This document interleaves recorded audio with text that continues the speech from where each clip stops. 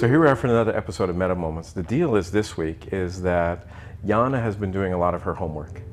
She ended up launching into a lot of footage that we have about other meta conversations. Mansion Hunting is a great series for you guys to watch. Mm-hmm. It's not just about the mansions, you would be surprised. It's about the law of attraction and manifestation. And I don't think you'd seen that. It's five or six episodes, five? Five. And I hear you clickety-clackening and going, oh, and ooh, and I couldn't tell if you liked it or not. And so I was a little self-conscious. Our desks are right opposite each other, so yeah. we have one wall that separates us. We hear everything, swear words, cats jumping on keyboards and things like that. Since we are on the topic of mansion hunting, mm-hmm. after going through a couple of them, creating the timestamps for the boys, for just meta moments that were found in there, you know, it like you said, it is not about the mansion and it is beautiful, you have a beautiful home, but it's about how did it come, right? Yeah. What was your mindset? What was your attitude? Is this okay? This is totally fine. I'm just kind of mad she chose you. Okay. Well, you have the book in your lap. I know, I should have welcomed her more. You did not create space for the cat. Kind of after part 1 through 5 has been recorded, you've seen them, mm-hmm. they've been cut. I would love to bring up the perspective of visualization. One more How do you time. say it in Czech? I don't know. Okay. I don't know that one. Let me try again. I would like to bring up the topic of visualization. This could be the best part of the video. Take 17. Visualization. Take 18. Can you say it?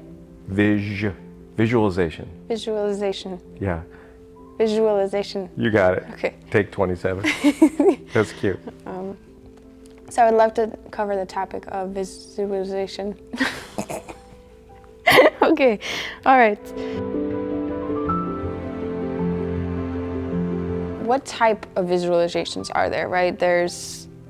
You talk about manifestation a lot, but having blueprints, even mm-hmm. Pasha brought up drawing out his whole room before he moved out of his parents' house, right? And then he got it exactly the way he drew it out.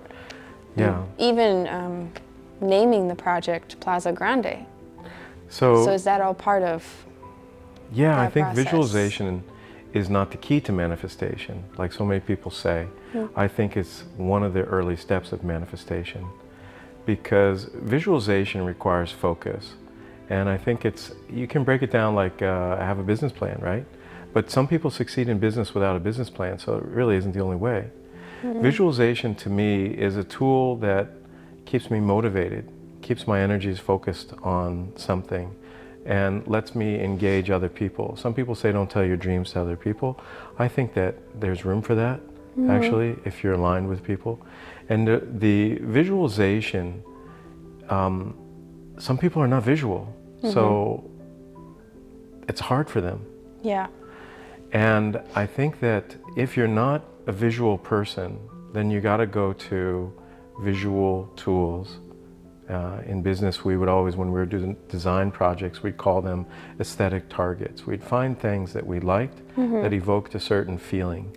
It didn't mean that we had to lock it down as a bullseye. It just meant that, hey, let's find something that I like that I can begin to see. I'm not great with color, so if you ask me to visualize how color looks in a room, I can kind of take stabs at it. So visualization for me, as an art guy, came easier. And so I could kind of amp it up. It's like being a good driver in a car. You and I could have Ferraris, but Pasha has one, he's gonna drive it better. Yeah. I'll crash it. So it's more of an understanding of how to use it as a tool. And so there's, once that I began to visualize what I wanted, then I took other steps to kind of underpin it. A name, Plaza Grande, Villa Oasis. And then it began to build this strength of the visualization. Ultimately, I'm trying to get to a point of feeling it, experiencing it. And so when people visualize, they forget to say, how does it smell? So, I'll give you an example. Oh my gosh, this cat. Bringing all senses in. Yeah, all not senses just in. your Well, imagination. if you can't get the first 5 senses aligned, how are the other senses going to activate? And the 5 senses connects really powerfully to the subconscious. When you memorize a line as an actress, you don't have to think about it. It's in your subconscious, it's there, it's real, it's already activated. And so visualization is a practiced, it starts with imagination. And so, like, I found a house that I like in California, so I kind of didn't have to imagine it. I kind of came across it, okay? So that helped. One of the visualization tools that I used was YouTube. It sounds cheesy, but I would watch real estate video after real estate video. And I used to do that when I was looking for buildings, because I would look at all these buildings and it helped me decide what I didn't want. And what happened all of a sudden is, after all these mansions, I think I watched them all. Hundreds and hundreds. Not all, but anything that I could come up with. And there was this one mansion that came up, and it was a house on a hill. I told Pasha about this, in California. And it wasn't the house that I wanted, but it was the first one that I felt the breeze on my face. It's the first one that I smelled the air. What is that about? That means something kicked in. That means that I was connected at such a level that either I was having an intuitive pre-deja vu, or something, my body stopped resisting. I stopped resisting that was impossible for me. And before that, I went through these exercises with the mansions and in Mansion Hunting I talked about it. First, I'd look at a $2 million house. I'd see what I bumped up against. 5 million, 10 million, 20 million. And then I would come back and I'm like, why would I want that? So I would go through these processes of getting my judgments out of the way. And I would just let the visualization be this delicious thing. And I'm like, well, why am I making rules for myself? It's me. Why do I need those rules? And so I started stripping those away. And visualization was that part of the process for me, the first step. The higher level of manifestation is a vibrational alignment. I don't quite know how to express that. Let's say that you're in a neighborhood that feels right, or you're with a group of people that feels right. There's a vibrational alignment that is, you don't see it. I don't have a device to point it out, because you are the device. You are the one that is taking the vibes. They either come in, when a bad juju walks in the room, you feel it? It's that sort of thing. But if you are vibrationally aligned with what you want, that is above visualization. And it to me, and remember, I believe in reincarnation. So I'm somebody who believes that I have already set the general direction of my life path. Not everything, but I know let's say the example is this, that I was born in Florida and I'm going to get to California in my lifetime. Whether I go this way, or this way, I get to California if I stay aligned. I have an ex-girlfriend of mine, and she's a doctor. So what does that mean? Heavy duty studying, heavy duty loans, all this stuff to be a doctor. Yeah. She's been a doctor for 20 plus years. The medical industry has changed, and she's more of an artist than a doctor. So what it takes for her to rewrite her life to not be a doctor, when everything, what I'm trying to say, she has the momentum of medicine in her. So to give that up means I give up a high salary. I give up my total understanding of what it is. This is one way of looking at it. Or stepping into it. So that stepping into her passion, her love for art, where she's the happiest, that takes a lot of trust. That takes a lot of vibrational alignment. That is tapping into a different kind of her sense of truth. And so I think that the vibrational alignment is the part that people don't really talk about or understand how to set it. And there are techniques. There are meditation techniques for this. There are things like this we could get into.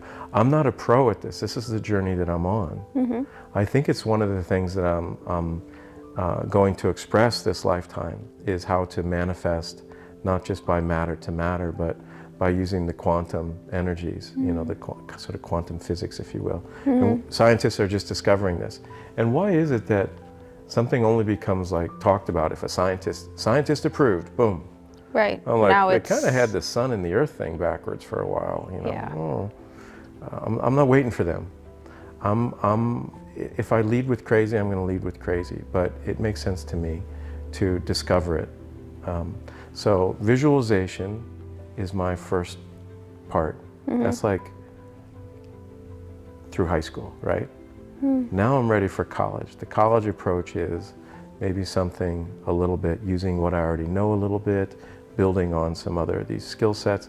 And the skill sets could be a commitment to the practice of meditation, a commitment to watching my thoughts, the commitment to getting involved in my own subconscious mind and go, well, what am I really thinking? Because I also believe that the manifestation is happening via the subconscious mind. And if a person is not in tune with all these, invisibly pointing, all these subconscious fears, or, because we think of them as opinions, but really there's a program going on. Why do you like purple, not blue? Where does that come from? I don't know, somewhere in the subconscious. And so there's ways to access the subconscious to program that super powerful manifestation machine. And that is the ticket, I think. Once you get that going, this is, because the subconscious mind, I believe, will create whatever you ask it to create, whether it's shit or flowers.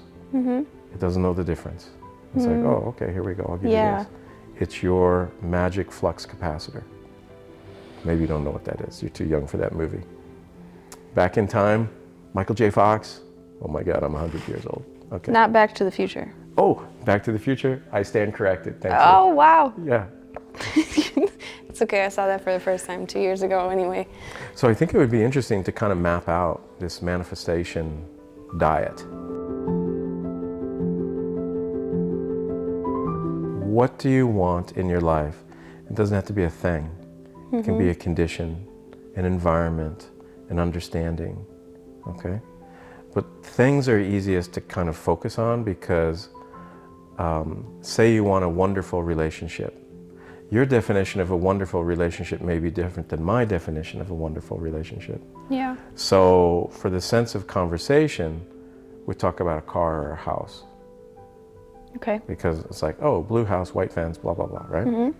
Step one, decide what you want. It doesn't have to be forever. It doesn't have to be a forever house. You can always change. But decide what that is. Decide where that is. And you don't have to choose a geographic location. It's the vibe of the place. For me, it's California, right? Because I want the vibe. I'm like, I want the ocean, I want the air, I know. So you set the tone. You become the set director in your own theater. What is your play? You get to write it, you get to design it. Focus and decision making is really good practice. And some things I don't think have to be decided. They just need to be vibrationally aligned.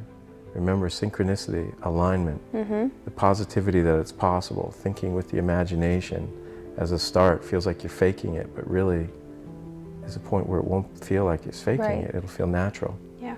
And so I don't think it has to be the killing off of something else. Because in manifestation, I also think there's wisdom in knowing when to be flexible. So I love this house, you know which one. But maybe it's not the best house. Right. So I'm pretty conflicted on that. That reminds me of, in mansion hunting, you mentioned there were other buildings you looked at before here, Plaza Grande. Burned down. Burned down. Yeah. If you had been just decided on that, you know, it's this balance of knowing what you want and putting in effort to make your way to it and align and synchronize with it. But then there's this, okay, what if there's better for me that I don't even know of? It's true. So this is where it can get kind of tangled up, because do you let go? Do you I feel you collaborate.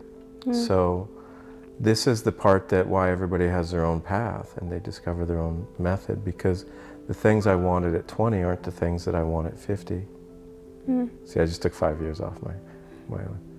So I think that imagination and visualization at the very beginning has to align with yourself, with what feels right at that moment. Where are you right now? I mean, do you want dogs or you want kids, right? I mean, there's the decision is maybe not one or the other. The decision may be what's before the other.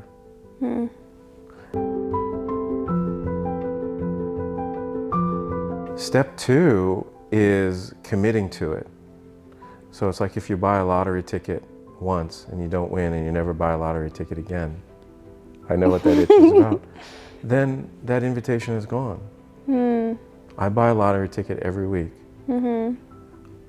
Some people say, I will only buy a lottery ticket if it's $100 million. And I'm like, you just told the universe that you will settle for nothing less than $100 million at some level. Yeah. $100,000 for most people can change their life, change their year, do something, right? Pay off some debt, right? Yeah. Do you think that includes our habits even? Our patterns of thinking? That's the subconscious stuff. That's kind of step 3. Okay.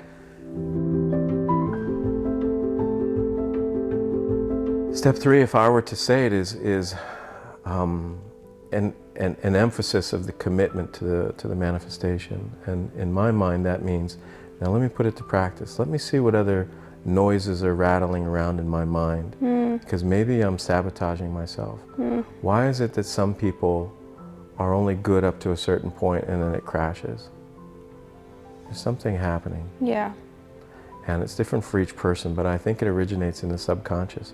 Maybe they're holding on to an old wound. Somebody said you'll never amount to anything. You know? Right, that can carry on for a long time. They haven't, maybe made room. So making room for that magic is really, I think it's important. Plus it just feels good. You know, if you're okay with a certain amount of undefinably, unexplainable positions, without rules, and just go, for me, for myself, I want this beautiful color in my mind. I want this beautiful sunset in my mind. Why not? You know, why not have that freedom to think? Without, I think that that's a beautiful thing. And if someone becomes seriously curious, then they can look into how to affect their subconscious. You mentioned habits. Yeah, habits are beliefs, attitudes, these things.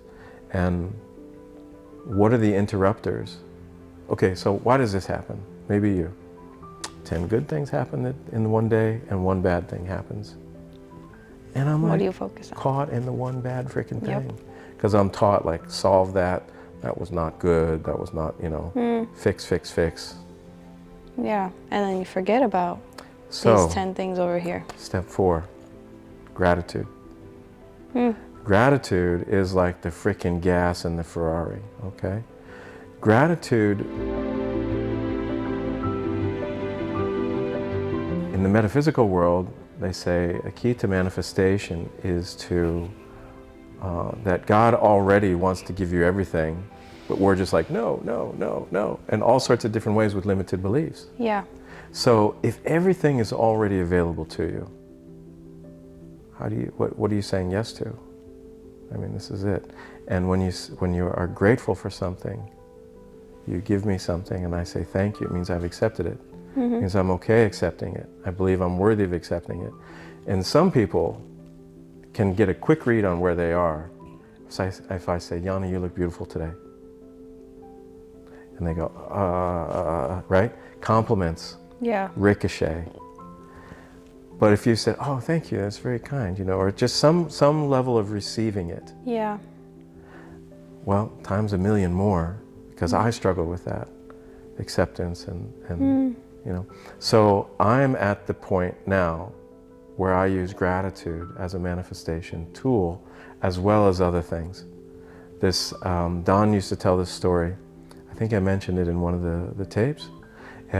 He said that there was a time when he would go listen to other people speak, and these people got up and they kind of were asked about their philosophy of life. And so, you know, they get up there with their notes and they read this stuff and this, that, and the other.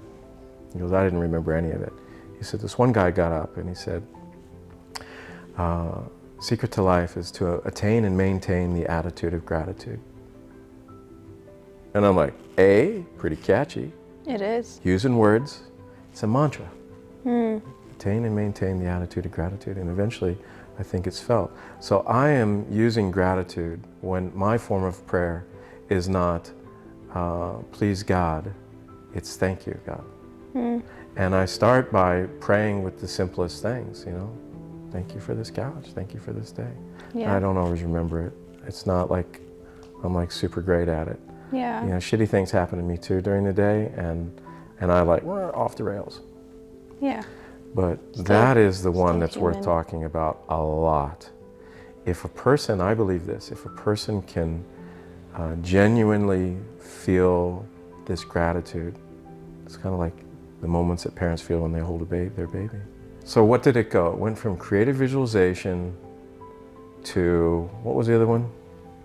It went from knowing what you want, Yeah, knowing what you want, visualizing it, Visualizing feeling it, accepting it, cultivating it through not cross-manifesting, and then... Step 2, eliminating outside factors. Yes, that's committing to it.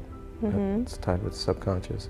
And then somewhere in there, there's the gratitude of it, because I think that's the key, I think. I agree. In the Bible, it does say a lot about when you pray, give thanks. With thanksgiving, gratitude comes with a position of heart. Because you can repeatedly say, thank you for this, I'm thankful for, but if it's not coming from here. It's true, but there's warm-up exercises. That if I'm pissed off, it's really hard to feel grateful. So I kind of gotta... What's an exercise you might get into if you're having a bad moment? First thing is to recognize the bad moment. If I'm in a desperately bad moment, I'll put on something funny on TV or call a friend or something like that, like a form of intervention. Yeah. You know, I need help, okay? If I'm on my own and I catch it, I'll just interrupt it with a mantra or a saying, I am love, I am light, I am beauty, I am joy, I am love, I am light. Kind of break the pattern. But the other thing is just to turn it on its head and say, thank you for this moment, you know. Thank you for letting me see the wisdom in this, the repetition of this pattern, and just turn the table and say thank you for this experience. And even though I don't feel it, it's a start. Yeah. You know, I mean, kids aren't great athletes when they're kids, but they practice. It's that kind of thing. So I'll go out there and I'll swing the bat a little bit with, I don't quite believe it, but I'm going to do it. Because if I don't, I put myself in the shitter, all by myself. Yeah. I was thinking the other day, I was driving home and it was a beautiful day, and I was talking to my sister and I was like, oh, it's a beautiful day. So it's amazing that this earth can hold this experience for me. There's a lot of people that are not having a beautiful day today. And it's like, same earth, different stuff, but same earth. So tell me what Soulfish is. That was a little spontaneous phrase for allowing time for my soul's growth. And selfishness can be just that, when you take the time to go play poker instead of, you know, watching a movie with your kid, that sort of extreme example. But Soulfish is, whether I have 18 kids or not, I am still responsible for my spiritual growth. And that some moment, whether I lock myself in the bathroom and take 10 minutes to just something. So Soulfish is the commitment to saying, yeah, this is between me and God. I need this. My kids, they're as powerful spirits as me. They're just in little bodies right now. But, this is, Yeah. if I don't... It's priority. Yeah. And I think that I have all these tangents, I see parents prioritizing their children like as the top of the top. I know. Drives me crazy in this way. National Geographic or Discovery or whatever, and you've been nannies and you've been a altar parent, right? Yeah. And the river otters in the Amazon, the mom caught the fish, the mom eats first. Because if the mom doesn't eat, who's going to catch the fish? Exactly, it's so obvious. Even on the airplane, put your mask on first before your kids. Parents compromise nonstop. And I don't mean, see, this is the part about the broadcast where it goes out and it's like, oh, he doesn't have kids, he doesn't know what he's talking about. This is just my opinion. Yeah. My opinion is, my first job was at a daycare center. No way. Yeah. It was all moms. Every single kid was there because it was a divorced household. And I saw the imbalance starting then. But anyways, my father was a child psychiatrist. It doesn't mean I have some magic insight on kids. It just means that I'm not thinking about it for the first time. And I think that the parents deserve to make decisions in the house that they want to live in because they will enjoy it. I think what's underestimated is kids pick up when parents are not happy. It's like, oh, we stayed married for the kids. So Soulfish. Yeah. Soulfish is okay. Selfish means I'm using it for some careless thing. Yeah. Soulfish could be from soaking in a bathtub. It just is something healing. Yeah. Whatever that is, what's healing for you may not be for me, but it's under this umbrella of it's okay, Yeah, and it overall affects your children, the people around you, your partner, whoever, your family. The happiness, I mean, kids that don't see their parents kiss or hug or say I love you, or dad gives mom a playful swat on the butt. It's like this woke stuff is like, whoa, whoa, whoa. And I'm just like, no. Touching, holding, intimacy, this is part of that balanced energy, that it's not so, ooh, you touched my shoulder as a kid, stranger danger thing, man, that tipped. You see, don't talk to strangers. Used to be kids out on the lemonade stands, right? And they learn these skills, their parents were entrepreneurs, and I get it. For any parent out there that's had a child abducted or something like that, it's a different story. But this is that broadcast aspect. I'm not globalizing it like that.